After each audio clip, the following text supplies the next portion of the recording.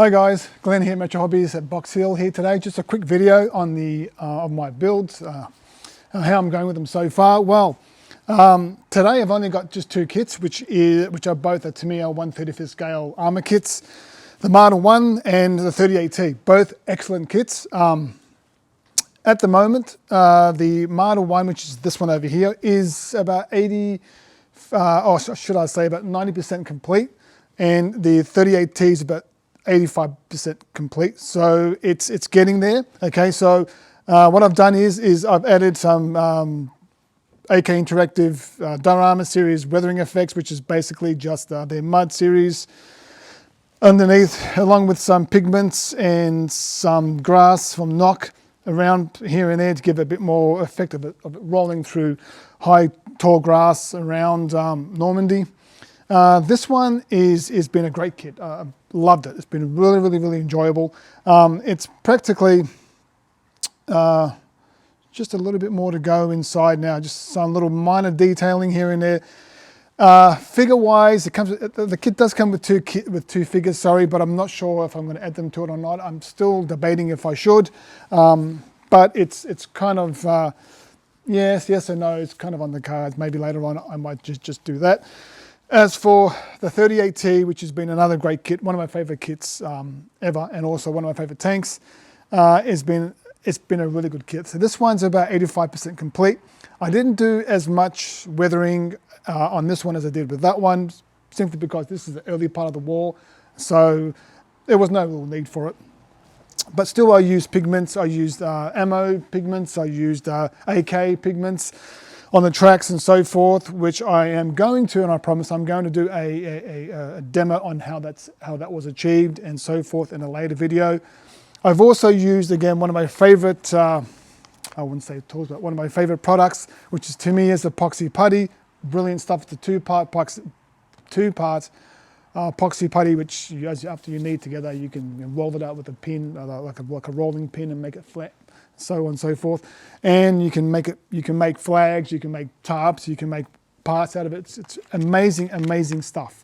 So I've used this on this vehicle as well. In the back I've made it's a tarp or a blanket, I'm not sure yet. Behind that I've got some other bits here, which is like shell casings, and I've got some dunnage there. I've also got some oil cans, so it's going to be a little bit more interesting than just a plain back of the vehicle. Then I'm going to use this stuff again and make the flag like this one over here. And the back, then I'm going to add the tie downs there with rope and so forth to make it look like it's all stored properly.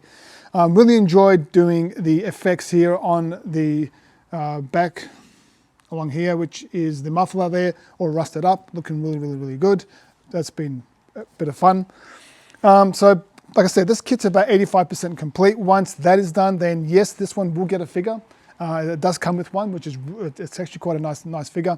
That one will be on this vehicle with a map, and he'll be holding his binoculars, and that would be it for this one.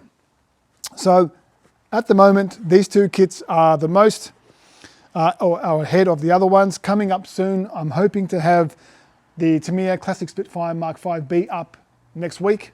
With that progress, that's almost now ready for painting, as in the main primer and the main coat, which will be a azure blue underneath.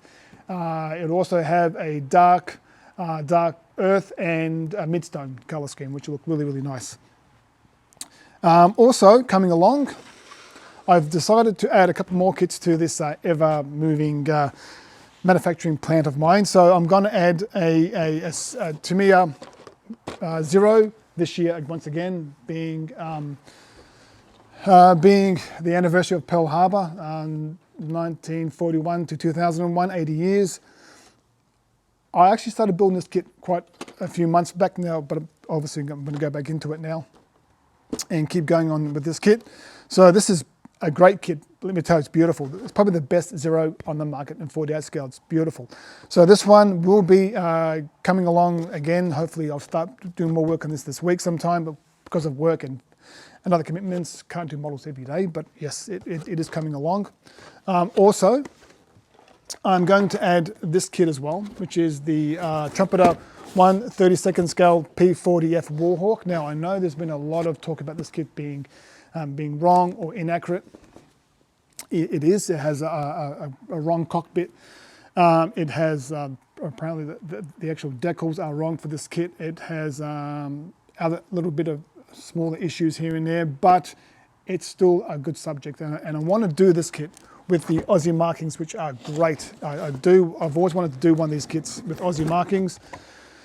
And this one will come along in a month or so, which is going to feature this one over here in its desert scheme, which would be the grey underneath, midstone and dark earth, similar to the Spitfire Mark 5B. So it's going to be a nice little build.